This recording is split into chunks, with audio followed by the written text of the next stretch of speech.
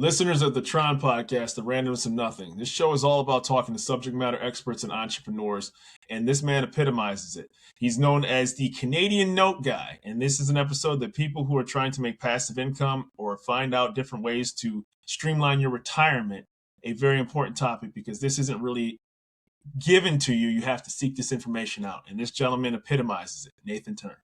Thank you very much.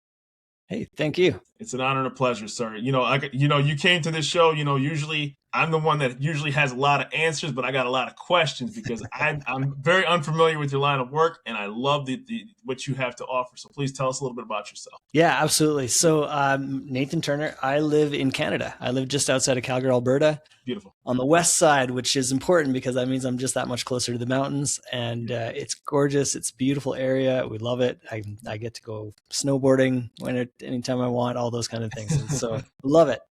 I kind of fell into this business. I've been an entrepreneur my whole career, but kind of fell into this in about 2008, 2009, and introduced to this whole idea of being able to buy notes. So mortgages or contracts for deed or land contracts or whatever you want to call that Wonderful. Sector. There's a lot of those, but buying those up. So instead of buying the house, I'm just buying the financing, just the loan attached to the house. Right. So the house is still in the picture. It's still a real estate kind of a play, but really I'm acting as the bank instead of a landlord, which is a great position. Banks typically have some of the tallest buildings in any city. There's a reason for that.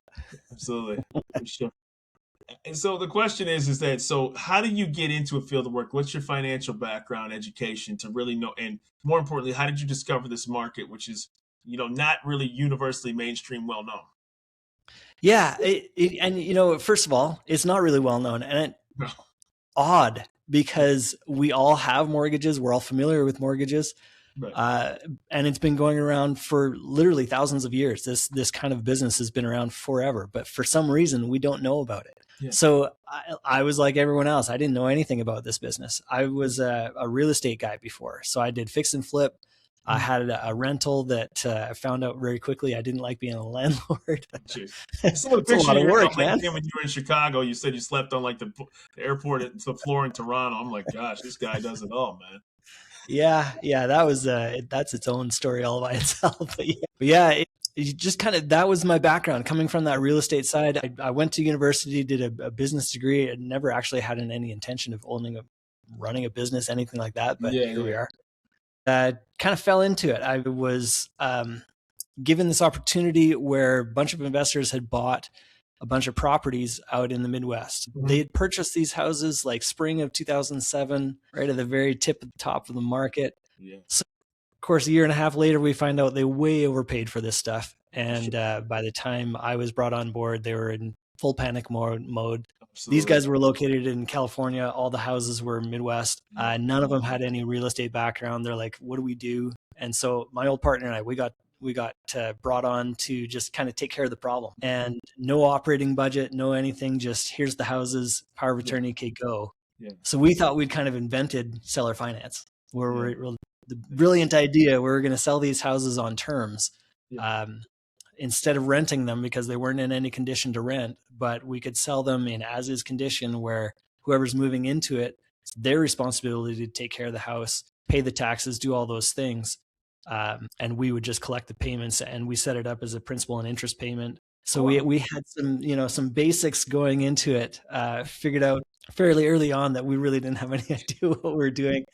But you learn as you go, and you get in touch with different people and networking and learning from those who've been doing it. There's no classroom that can substitute that, though. There's no classroom. No, there's really not. There are people who teach the business, but like so many things. I was talking to some friends last night, and so I'm married, been married 24 years. Before I was married, I think I had an idea of what marriage was and what it was going to be like and all these things. You don't really know until you get into it, and it's the same kind of thing. And so like here you are. Is there something? Is the real estate licensing understanding the same in Canada as it is in the U.S.? I mean, I'm not using that as a dig, but there's different laws. Were you able to transfer a lot of skills, or did your licensing allow you to say, I can jump into this right away? Or were there any hurdles that you had to overcome being on both, dealing with a different country? There's hurdles for sure. Licensing is actually not one of them. To Really? be in this business, I got to be a little careful on how you say this, because there's very little licensing. Now, with the caveat being, depending on the state, depending on the area, and what you're trying to accomplish, there are certain licenses that are required in certain places Local and different things like that. Yeah.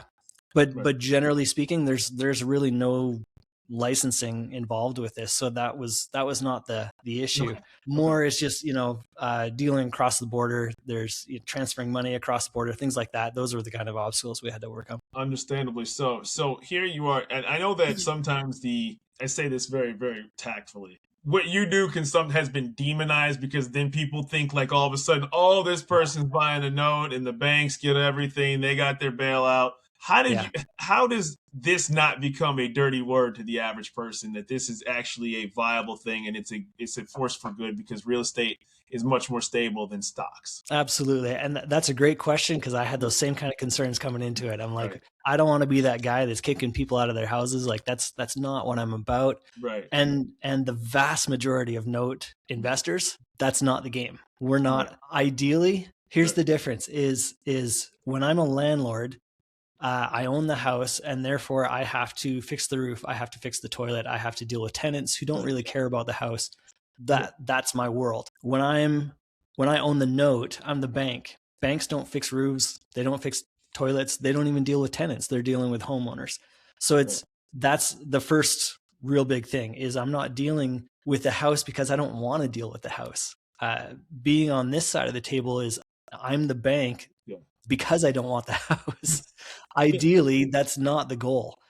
Houses are a lot more work to deal with. It's a lot more liability to have. It's not what we're trying to accomplish. So that being the basis for that, if there's somebody who's having a hard time, and when I got started, all I was buying was what we call non-performing notes. So people who were not making payments. Oh, wow.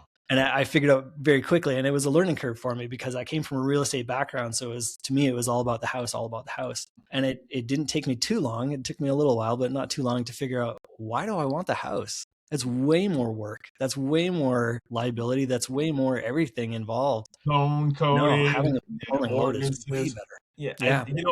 And I say this, I didn't mean to cut you off, but I find it funny, right? So like you turn on the HGTV, and anybody who's ever tuned into it, they've glamorized how quick and easy the process is, right? Oh, in 35 minutes or 45 minutes, they put the little stats on the board, right? It's almost like watching a martial arts movie, and the guy gets his black belt in 2 hours. I do martial arts, right? And so it's like, oh, you got your black belt in a 2-hour movie. No, it really took you like 6 years to really get a black belt. Well, it's the same philosophy with you doing house flipping, right? Or doing real estate. It's not a 30-minute process that the TV show has condensed it to. No, exactly. That's exactly it. And in the movie, you get punched in the face and you bounce right back and you're ready for the next one. And that's not how it works, man. No, at all, man. You start seeing them little yellow dots, man. And I've been blasted. I've been choked out. I say full disclosure, this is about you, not me. But anybody who's ever done martial arts, if you said you've never been blasted or choked out, like you're full of it, man. It doesn't happen, man. And the same is true in any kind of business. You're going to get hit in the face, and it's going to hurt, and it's going to take a minute to recover and get back on your feet. 100%. It's the same thing. So that's the other part of this is, I don't mean to over glamorize it. Like there's challenges, there's risks, there's all that is involved as well. And so, you can definitely get hit in the face and it's going to hurt. Do you find it, because from my understanding, the Canadian market it's very expensive. And then it's because, I'm very familiar with Canada.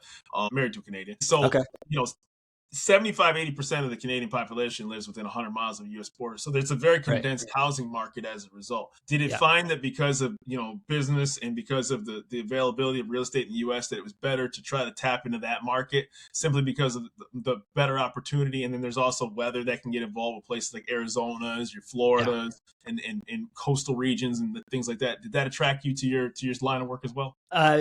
Bottom line, it was really opportunity. Okay. So even in like the mortgage market. So here's fun fact, difference between Canadian and US mortgages. So lots and lots of similarity. Way heavily regulated in Canada. Yes. But then even just the structure of it. So in the US, you've got your loan term is going to be, a 30-year mortgage.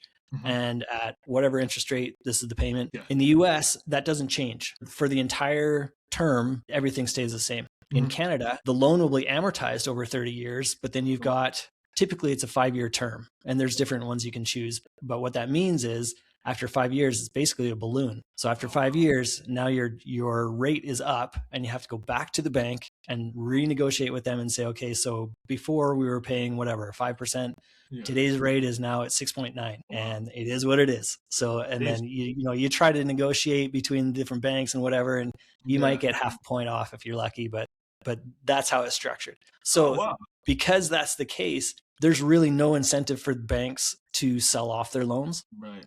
They're always going to be refinancing every few years. So there's no secondary market. So really, for me, it was opportunity. Yeah. Okay. Wow. Yeah. And, so yeah, that's very fascinating, because I've heard, it was a tightly regulated situation, but I did not know that level of detail of it. Yeah. Yeah. It's just different enough that it makes it, there's either the opportunity or there's not. And in Canada, seller finance even is almost unheard of.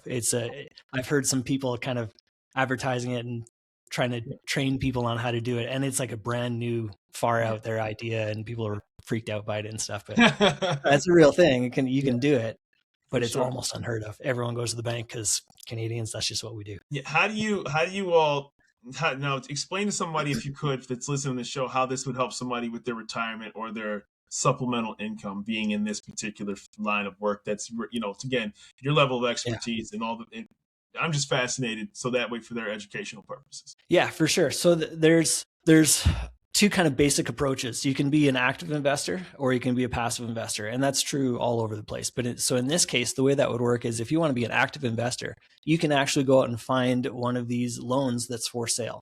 There's a couple of different websites out there where you can go and browse, ones that are available, people that are looking to sell. And then you just go through and you choose. And that's a super simplified way of saying it, because how do you know what it's worth and what's a good deal, what's not a good deal, and what are some red flags to look out for? There's a lot that goes into that. But in its simplest form, there are some that are on these websites. There are a lot more that are not. And it comes down to a lot of networking and talking to people and all that kind of thing. But then you can buy that loan either, in your own personal name or a company name or in your IRA, and just have that income coming in for the remainder of that term or until they pay that off. So if somebody moves, typically they're selling their home, they pay off that loan, and then they go get that loan somewhere else. So you've got it for, whatever. It could be 2 years, it could be 30 years, depending. So that's that. And that's kind of the active approach. Or then you go the passive approach, where you invest into like an investment fund. So I've got one of those. There's many other ones out there. You put the money in, I go out and I find the loans, I manage them. If they're not paying, I take care of that. And then I just have I can't use the word guaranteed, but a regular payment out to the investors so that they don't have to do it themselves. Yeah, I've seen is it anywhere similar to like Arrived? Like that's the new, I don't know if you look familiar. I think it's backed by Amazon, where they show all these rental properties where people can invest in and things like that. Similar to that. Yeah. It's similar to that. Yeah. Okay. Yeah. But what the reality about it is again, sometimes people trust their certain financial institutions because that's what grandpa told them, or that's what their uncle told them. They didn't tell them to take the route that you did, even though there's more opportunity there and it's less risk, right? And then the interesting thing with larger institutions is when there's trouble, if there's people that are not making payments or struggling to make payments or something, oddly enough, those larger institutions either they don't want to or they don't know how to deal with those problem situations. So oftentimes they'll sell them off to somebody like me. And me and people like me, we're really good because we can be very flexible, and we can say, okay, your payment was $800 a month. If that's not realistic, then what is realistic payment? And we can really get into like, okay, so your interest rate was 6%. Is 5.5 doable, or is 7% better for you? Or, and we can do all kinds of mix and match and negotiating and just find out what's going to work, because I don't want to own that property. I would rather have that make person making payments. Absolutely. Absolutely. And, the reality about it is that, obviously there's lucrative landlord opportunities, but for the Sure. people that would rather not be, changing toilets out or changing roofs, this is certainly a better way to get involved in real estate, because it really is a very diverse set of work, and not just particularly, waiting for a call on a weekend to fix something. Right. Yeah. Yeah, And, exactly. and here's the reality about it. So when you you have your real estate license, right? I don't. No. Damn. Power of Yeah, assumption no. on mine. Wow, that's amazing. Yeah. That's No, amazing. that's not necessary. Let's go back for a second. So when we talk about like licensing that's required. So for an example, Georgia, Yeah. if you own a loan, if you've purchased a loan from either an individual or bank or whatever, Georgia says that you have to be a licensed debt collector in the state of Georgia. Really? So yeah, so that's more the licensing that we're talking about. So nothing to do Okay. with real estate itself, but I have to be a licensed debt collector. And then of course there's an application for that and blah, blah, blah, blah, blah. Oh, wow. Oversight. I don't buy in Georgia because I don't Oh, want to deal with it. I mean, come on, man. Like, that's a licensed debt collector. I mean, did you rather not just go ahead and dive into that, like, especially Yeah. remotely, no less, without being local to the situation, Yeah. and you don't have to, because there's a lot of other opportunities that you can just go ahead and not dive in that particular segment of business. Yeah, Which exactly. makes perfect sense. You're also the owner and host of Diversified Mortgage Expo. Yeah. Yeah. Can you dive into that for us, please? That is a lot of fun. So 2026 will be the 11th annual. We took it over, my wife and I, when it was 7 years in. So we've run it the last 3 years, and it is just a blast. We do it in Nashville, Tennessee. We do the first weekend in May, and it's just an opportunity for anybody who's either looking to get involved or already involved in this whole space to come together, get together, network, learn some stuff from the different speakers, meet all the different vendors, all that kind of thing. Nobody's allowed to pitch from stage. It's like you're never going to get, the sales conference guy special only. Yeah. Run to the back of the room. These are the Glenn Ross leads. I don't know if you ever seen that movie. And there's a place for all those things, but this isn't there. So it's come, learn, network, see who you can, connect with, so you can get some deals done. That's ultimately that's what we're after, and it's awesome. It's so much fun. I highly recommend it. Yeah, the thing is about it is that I think sometimes there are certain segments of business where, people think that they're excluded from because I don't have a lot of net worth, or I don't have I don't have a Series 7, or I don't have a brokerage license, or I don't have a real estate license. And sometimes people put walls up, amongst, themselves, because they're saying, oh, I don't do real estate because that's for those type of people. Right. Yeah. So you're really in the business of breaking walls down, because you show that that's for the casual average person that's just trying to make income on the side. And so, yeah, that's beautiful. It's awesome. We do kind of an informal poll at the beginning of the conference to just say, so who's brand new, who's done, under 10 deals, who's done up to 50, and then who's done over 100 deals. And it's fascinating how evenly split it always is. And for the last 3 years that we've been doing it, and I just find that so awesome and just so amazing that you've got the guy who's brand new, who just heard about it last week and thought, oh, I got to check this out. And then you've got on the other end, you've got the guy that's got a multi-million-dollar pool of these notes that's been doing it for 20 years, 30 years. And they come together, and it's one of the friendliest groups of people that I've ever been associated with, where everybody's so willing to share and just, hang out. There's no like, oh, come talk to me when you've done, this, or there's nothing like that. It's very casual, very friendly. It's just a great environment. It's wonderful. How do you, how many employees do you have? Is it just you? My wife and I, that's it. That's amazing. So we run the ship, and this is how cool it is to do business today. So we run the ship, but then we've got attorneys in different states. We've got realtors in different states. We've got, service providers all over the place, but nobody actually on payroll, just people, when we need them, then we've got them. Right. That's, and so that's the beauty of the democratization of the process involved. Right. Yeah. So now and more importantly, they have somebody that's specialized in a certain field of work that has the expertise, the acumen, the business connections, that now you can do a quick virtual call or just a call itself and get a deal done. And so those things are just wonderful. Do you have any issues, I have to ask, with currency fluctuations, right? So like, obviously, when it comes to payments and notes, and you're in Canada? Does that come into factor at all with your company, or do you? I'm just curious. It doesn't. Everything we do is in U.S. Everything's done in U.S. dollars, and then when we pay ourselves, there's currency conversion there, but that's it. And so today we might get paid a little more than yesterday because the currency's gone one way or the other, but that's fine. That's my issue to deal with. Yeah. I had a really cool guest who he was one of my first guests. He's based in the UK, and he has a 𝐸𝐞𝐭𝐚𝐢𝐥𝐬 currency exchange. His name's Tony, and he's in the UK, but he would domicile. He had a bank in the US, so when people wanted to buy homes abroad, they would pay in the US currency. And then, so they wouldn't pay the market. They wouldn't pay the bank currency exchange rate because he would time it to make sure they got their dollars worth when it got converted to pounds or another currency overseas. So I was like, wow, that's really good.